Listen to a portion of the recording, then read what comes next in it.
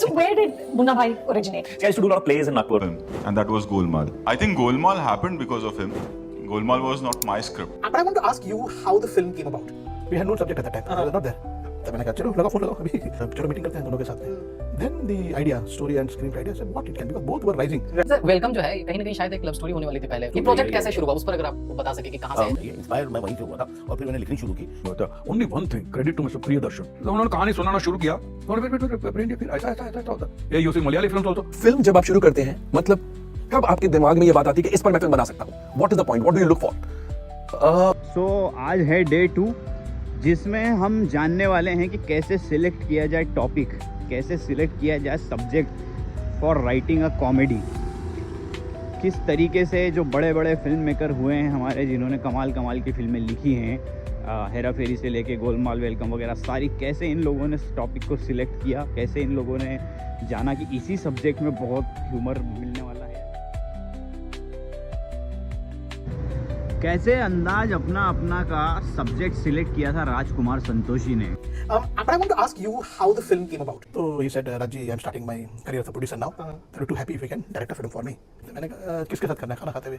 बोला I'm looking after Amir's work now. खाना खा रहा था मैं तो मैंने फोन लगाओ तो आमिर से फोन लगाया मैंने. उसका सब्जेक्ट में कुछ नहीं था तो मैंने कहा आमिर ऐसे mister Vinay Sinha has come to me picture करना. बोला राजी आई एम लुकिंग फॉरवर्ड, अच्छी पिक्चर कर लेते हैं. मैंने कहा ठीक है चलो पिक्चर कर लेते हैं. फिर उसके बैठे बात कर रहे थे.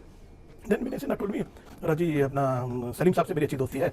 आई ऑल्सो न्यू सलीम साहब वेरी वेल. करेक्ट. तो सलमान के साथ कुछ करें तो ऐसे do want to two films, one with Aamir और सलमान. नहीं ऐसा नहीं है, अगर एक ही में अगर दोनों हो जाए तो we had no subject at that time, we were not there. तब मैंने कहा चलो लगाओ फोन लगाओ अभी चलो मीटिंग करते हैं दोनों के साथ में.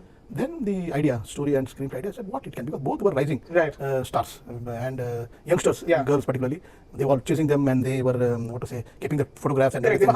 Hot props, both of them. तो मैंने कहा एक ऐसी स्टोरी बना लेते हैं कि जहाँ ये दोनों लड़कियों को चेस कर रहे हैं. राइट. सो डन दैट कि भैया ये दोनों चेस कर रहे हैं और दोनों का अपने अपने अंदाज है, अपने अपने स्टाइल में चेस कर रहे हैं. एंड कंपल्शन क्या, compulsion not love, compulsion something else. Reason to chase girl something else. So then in 2 weeks I just put these things together. Then we had a meeting in Sun and Sand Hotel. Both of them they came and I narrated this is what it is. Immediately they said okay Raji go ahead. No, Tom and Jerry was not there. I had Archie Comics was in my mind. Reggie Mendel who thinks no end of himself. Correct. That was Amir Khan, that he thinks too smart. Right. And Archie was supposed to be Salman Khan, very gullible, very kind of a thing. That had idea. कैसे film welcome Anees Bazmee के दिमाग में आई.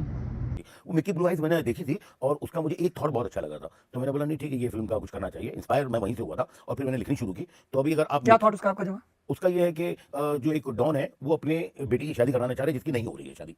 लेकिन film का not even a single scene मैंने लिया, ना एक डायलॉग लिया, ना एक शॉट वैसे ही लिया. मतलब अगर आप 2 फिल्में ये देखेंगे तो आपको बिल्कुल 2 अलग फिल्में नजर आएंगी. सर वेलकम जो है कहीं ना कहीं शायद एक लव स्टोरी होने वाली थी पहले. ये प्रोजेक्ट कैसे शुरू हुआ उस पर अगर आप बता सके कि कहां से है. मैंने फिल्म बनाई थी प्यार तो नहीं था तो वो अक्षय जी को बहुत अच्छी लगी एंड अक्षय जी ने मुझे बुलाया, बोला मेरे लिए भी कुछ आप लिखो ना. तो मैंने चलिए ठीक है मैं काम करता हूँ. मैं यही चाह रहा था जब मैंने लास्ट पिक्चर बनाई थी प्यार तो बनाई था कि चलो रोमांटिक फिल्म बनाएंगे. तो फिर वो रोमांटिक फिल्म के लिए मैंने एक थॉट सोचा, मैंने लिखना शुरू किया. लेकिन रोमांटिक फिल्म ये होता है कि भाई हीरो हीरोइन जो होते हैं जिनसे प्यार एक दूसरे का वो दूर हो जाते हैं या मिल नहीं पा रहे हैं तो वो कुछ एक फोर्स होती है कि भाई क्यों नहीं मिल पा रहे. तो फिर एंगल बना गया इसकी जो हीरोइन है उसके ब्रदर जो है वो डॉन है, इनकी जो मामा जी हैं वो है अपना घुंगरू. एंड उन्होंने कसम खाई हुई है कि भाई हमारे जो बेटी की हमारी जैसी शादी जो है वो बहुत ही ऐसे खानदान में करेंगे जिसमें राय के दाने के बराबर भी कोई बुराई ना हो और इनकी शादी होगी तो कैसा मजा आएगा. तो ये हम सब तो सोच रहे थे, सोचते ये फिर बनता गया. मुन्ना भाई MBBS के लिए राजकुमार हिरानी को इंस्पिरेशन मिली. So where did Munna Bhai originate? I used to do a lot of plays in Nagpur, write, direct, act, everything. So I was in the habit of writing anything which seemed interesting. So a lot of my friends joined a medical college. I started doing commerce, which was 3 hours of college in the daytime. So I would just spend a lot of time with those students. I've stayed in that hostel and it was a fascinating world of stories. So there were many funny anecdotes. So then when I went to the film institute, I actually wrote a story about 3 medical students.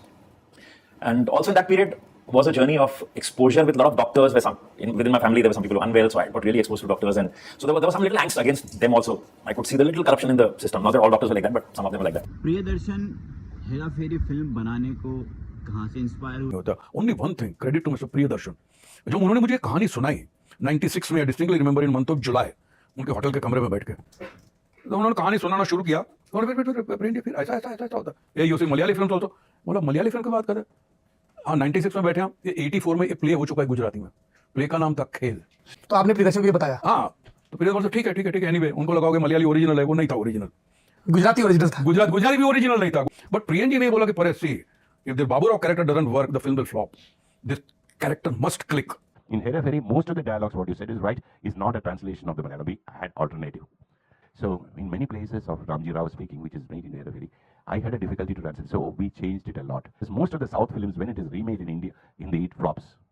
The basic reason is, I've seen most of those films, especially our directors from South, come here and make it look like a South film. The film, when you watch it in Hindi also, you feel that it's a South film. It's not a Hindi film. So adapting the culture of where, see for example, Manichitra Tharu to Bulbul, the culture and the Rajasthani Rajput background, their beliefs, we have to adapt it. We should not translate the film.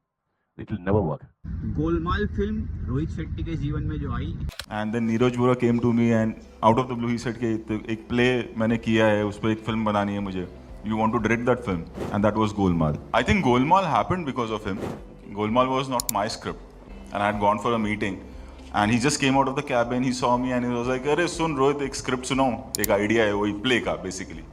So out of the blue. So Golmaal happened because of Neeraj Vora. स्त्री film के लिए film जब आप शुरू करते हैं, मतलब कब आपके दिमाग में ये बात आती है कि इस पर मैं फिल्म बना सकता हूँ? What is the point? What do you look for? एक बहुत छोटी छोटी चीजें होती हैं सर, एकदम माइन्यूट चीजें कि इस पे पिक्चर बन सकती है, और वो आपको फिर आप बातें करते करते आपको दिमाग में रहती है. आप नहा रहे हो, आप गाड़ी चला रहे हो, आपके दिमाग में It is not leaving you. वही चीज है बस. जैसे तो सेम चीज स्त्री के साथ थी, छोटा सा लिखा हुआ है, अब उसके इर्द गिर्द अब पहली पार्ट खत्म हो गया, अब क्या, अरे भाई स्त्री चली गई तो क्या होगा, वापस क्यों आएगी, उसने तो सम्मान और त्याग तो मतलब जो चाहिए था उसको मिल गया, अब क्या करेंगे. वेट, वो क्यों स्त्री बनी थी? वो इसलिए बनी थी क्योंकि उसने किसी ने उसका वो रोका था. Can be bring him back, पर वो तो मर चुका है. Let him bring as a सरकटा, एज अ विलन, जिसका सर तो धड़ से काट दिया था, वो पहली पार्ट में बोला है, तो यहाँ पे हाथ में पकड़ के आता है. अब आपका विलन तैयार हो गया. अब ये क्या करेंगे, अब विक्की बोलेगा हम तो लेडीज टेलर, हम तो लेडीज से भले डर लिए, इससे कैसे लड़ेंगे, तो इतना लंबा. And then you start making. Film Bala को लेकर अमर कौशिक को जो इंस्पिरेशन मिली थी वो एक पेपर कटिंग से मिली थी. तो इनका नाम है नीरेन भट्ट. तो बाला का मोटिवेशन क्या था, कहाँ से आई वो स्टोरी? जैसे बाला की जो जेनेसिस है कि वो पहले तो पावेल की एक स्टोरी थी कि जिसमें एक आदमी के बाल जा रहे हैं, वो बनारस में है, और तो फिर उसको पता चलता है कि कोई पॉल्यूशन की वजह से, गंगा के पॉल्यूशन की वजह से बाल जा रहे हैं, तो वो फिर मोर्चा खोलता है वो कंपनी के सामने. तो ये कहानी को तोड़ के मुझे कुछ उसमें से बनाना था, और मैं सोच रहा था कि इसमें से क्या किया जाए, क्योंकि वो जिस फॉर्म में थी मुझे अच्छी नहीं लग रही थी. तो मैं और जो डायरेक्टर है उसके अमर कौशिक, हम लोग साथ में बैठे. अब अमर ने अपने एक्सपीरियंसेस मेरे साथ शेयर किए कि बाल जाते हैं तो क्या होता है इंसान के साथ. कि आप उठते हैं तो आप तकिया देखते हैं पहले कि आज कितने गए, विकेट कितने गिरे आज. ठीक है, आप नहाते हैं तो आपकी नजर वो जहाँ पे पानी जा रहा होता है वहां होती है कि उसमें कितने जा रहे हैं. ठीक है, आप कंघी करते हैं तो आप पहले कंघी चेक करते हैं कि आज इसमें कितने गए. ठीक है, तो ये जो सारे एक्सपीरियंस है, यहाँ मुझे एक आदमी की कहानी दिख गई कि भाई एक आदमी अगर ये लेवल पे जूझ रहा है तो उसकी लाइफ का जो सेंटर ऑफ ग्रेविटी है वो मतलब उसके बाल. सही बात है. ये सर ये तो मैंने कैसी कहानी बनेगी. हाँ जी, तो ये है डे 2 जहाँ हम कॉमेडी राइटिंग से रिलेटेड सीक्रेट्स जानने निकले हैं. क्या थॉट होता है, क्या प्रोसेस, जिसमें उनको पहले से वो थोड़ा सा दिखाई पड़ जाता है कि हाँ यार ये फिल्म, इसमें भरपूर कॉमेडी मिलने वाली, भरपूर फन मिलने वाला है, इतना पोटेंशियल इसमें है या नहीं है. तो जानते हैं, लेट्स गो.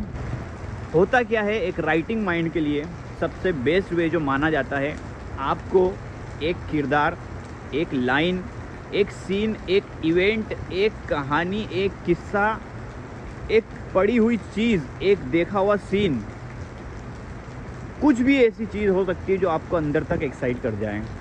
जैसे अमर कौशिक के साथ हुआ, पेपर कटिंग पढ़ के उन्हें लगा कि यार इस पर टॉपिक बड़ा अच्छा है, इस टॉपिक पे फिल्म बन सकती है, गंजे को लेकर जो उन्होंने बाला फिल्म बनाई. उसी तरीके से स्त्री फिल्म, राजन डीके को पुरानी फेमस टेल कहीं से पढ़ने में आई, उनको लगा कि इस पर फिल्म बनाई जा सकती है. सो इंस्पिरेशन जो है हर सब्जेक्ट की, टॉपिक की, वो हर इंसान की अपनी अपनी अलग अलग जर्नी है. आपको किसी और बात पे मज़ा आ सकता है वो चीज़ देखकर, हो सकता है उस बात पे मुझे मज़ा ना आए. किसी और तीसरे इंसान को किसी और बात पे मज़ा आ सकता है, उसे लग सकता है कि यार इस पर फ़नी टॉपिक बन सकता है. क्योंकि हम सब की अपब्रिंगिंग्स अलग हैं, हम सब की वेज हैं वो काफ़ी अलग हैं, इसलिए सबका टेस्ट अपना अपना अलग अलग होता है. अब ऐसे तो हर चीज़ें एक्साइट करती है, तो इसका क्या मतलब सभी के ऊपर लिखना शुरू कर दिया जाए? नहीं. होता क्या है, कोई टॉपिक जो बहुत कमाल का है, जो सच में भी इतनी पोटेंशियल रखता है, जिसमें कुछ बात कही जा सकती है, वो आपके साथ लॉन्ग टाइम तक रहेगा.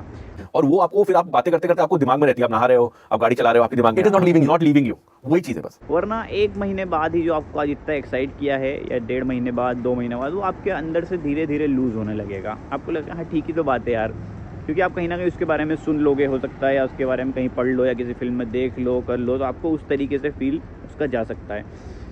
अगर वो टॉपिक लॉन्ग टाइम तक आपके साथ है, 3 महीने बीत गए, 4 महीने बीत गए, 5 महीने बीत गए, अभी तक भी वो आपको इतना एक्साइट कर रहा है, वो सीन हो सकता है, वो एक लाइन हो सकती है, वो कुछ भी हो सकता है, जैसा अनुराग कश्यप कहते हैं। सो आपको उसके लिए थोड़ा सा वेट करना चाहिए कि यार ये सच में उतना एक्साइट, क्योंकि आप ऑब्वियसली बात है, जब आप चाहे यूट्यूब वीडियो बना रहे हो, उसमें भी आपको अगर अच्छे से आप लिखने वाले हैं, उसे तो टाइम जाएगा, बहुत टाइम जाएगा। वेब शो अगर लिखना चाहते हैं तो उसमें भी टाइम जाएगा, कॉमेडी फिल्म अगर लिखना चाहते हैं तो उसमें भी टाइम जाएगा। सो इतना टाइम आप देंगे किसी चीज़ में, तो उसके लिए थोड़ा सा पहले से श्योर हो जाएं तो ज़्यादा बेहतर ऑप्शन होता है। इसमें जैसे नीरेन भट्ट जो हैं वो भी बड़ी अच्छी बात बोलते हैं, आपको किसी टॉपिक का पोटेंशियल चेक करना है कि इसमें उतना पोटेंशियल है या नहीं, कि इसमें 1 घंटे की 2 घंटे की बात कही जा सकती है, 1.5 घंटे की बात कही जा सकती है, इतना पोटेंशियल इस स्टोरी में है या नहीं है। तो आप उसके पहले की पॉइंट्स सारे लिख लो, क्या क्या पॉइंटर्स आपको लग रहा है, एक्साइटमेंट है, कहाँ कहाँ स्टोरी जा सकती है, आपको क्या लग रहा है, बिगिनिंग क्या हो सकता है, एंड क्या हो सकता है, किस तरीके से कहानी आगे बढ़ती है। आपके माइंड में जो जो चीज़ें एक्साइट करती जा रही हैं, आपको उस थॉट के साथ आप लिखते जाओ। आपको खुद में खुद दिखेगा कि उसमें चीज़ें रिपीटेड ज़्यादा हो रही हैं, एक ही एक जैसी चीज़ें बोलने में आ रही हैं, या फिर वेराइटी है, पूरी स्टोरी में एक बढ़िया कहानी बन रही है, बिगनिंग मिडिल एंड के साथ, कैरेक्टर मज़ेदार हो रहा है, सिचुएशन मज़ेदार हो रही है, क्लाइमेक्स बढ़िया निकल कर आ रहा है, अदर कैरेक्टर्स बढ़िया निकल कर आ रहे हैं, अरे फन उसमें भी आ रहा है। ये सब चीज़ें दिखने लगेगी अगर सच में उसमें इतना पोटेंशियल होगा ना। जैसे बाला फिल्म में एक प्रॉब्लम जो इन्हें बाद में नज़र आई, अमर कौशिक और नीरेन भट्ट जी को, कि उसमें सिर्फ आयुष्मान खुराना वाली सिंगल स्टोरी अगर कहते जाते तो वो थोड़ी सी रिपीटेटिव या उस तरीके के जोन में हो जाती, उसमें उतना ज़्यादा पोटेंशियल शायद सिंगल स्टोरी में नहीं था। इसलिए उसमें भूमि पेडनेकर वाली कहानी, जो सांवली लड़की जो होती है, उसकी भी पैरेलल कहानी एड ऑन की, पैरेलल ट्रैक एड ऑन किया, ताकि वो 2 घंटे का पूरा टाइम स्पेस जो है बराबर तरीके से, और ऐसा नहीं कि कुछ भी अदर ट्रैक एड ऑन कर दिया, लाइक रन पिक्चर में जो विजय राज का था वैसा अलग से दिख रहा है, ऐसा नहीं है। वो भी उसी चीज़ से बिलोंग करता है, जिसमें आयुष्मान खुराना जो बात एंड में सीखता है कि पहले खुद को अपनाना सीखो, सेम चीज़ भूमि पेडनेकर शुरू से लेकर चल रही होती है कि वो अपने आप को अपनाई हुई है। सो थिंग इज़ कि आपको इंस्पिरेशन किसी भी फिल्म को लिखने के लिए पहले आपको, हो सकता है आपको ऑलरेडी कोई फिल्म देखी हुई है, उसी से रिलेटेड आपको स्टोरी लग जाए कि यार सेम हो, लेकिन आपको अगर लग रहा है कि वही कहानी आप अलग नज़रिए से पेश कर सकते हो, फ्रेश तरीके से पेश कर सकते हो, जो ऑलरेडी दिखाया गया है उसके अलावा, तो आप उस पर भी जा सकते हैं।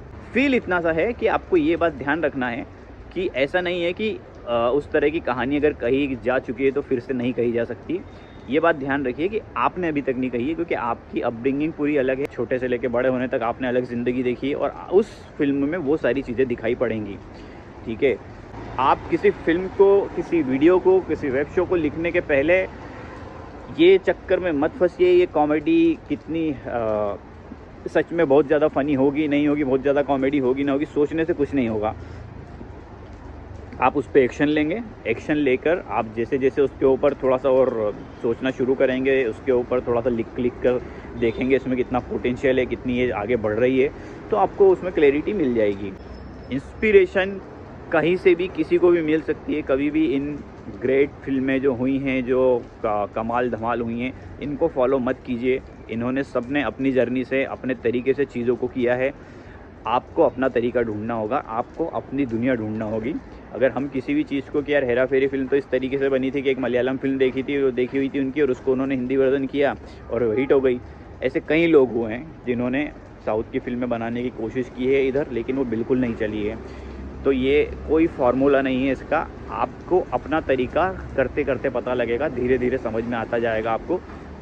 आपको अंदर से उसमें बहुत ज़्यादा फ़न दिखाई पड़ेगा, आपको मज़ा आने लगेगा, आपको बहुत खुशी होगी।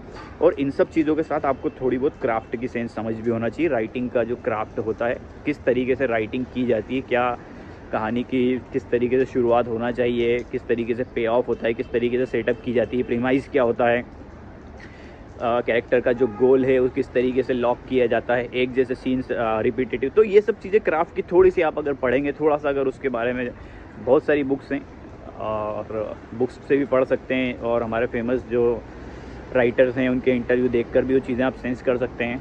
But end of the day आप उस टॉपिक को सिलेक्ट करने के लिए कभी किसी फेमस फिल्म के प्रोसेस को फॉलो मत कीजिएगा। आप अपना देखिए, अपनी तरफ से आपको जिसमें एक्साइटमेंट नज़र आ रही है, आपको लग रहा है कि यार ये तो बहुत फ़नी थॉट है, इस पे तो मुझे बहुत सारा पोटेंशियल नज़र आ रहा है, तो आप उस पर अपना काम शुरू कर दीजिए, उसे बनाना शुरू कर दीजिए। हो सकता है आप भी कल्ट में शामिल हो जाएं।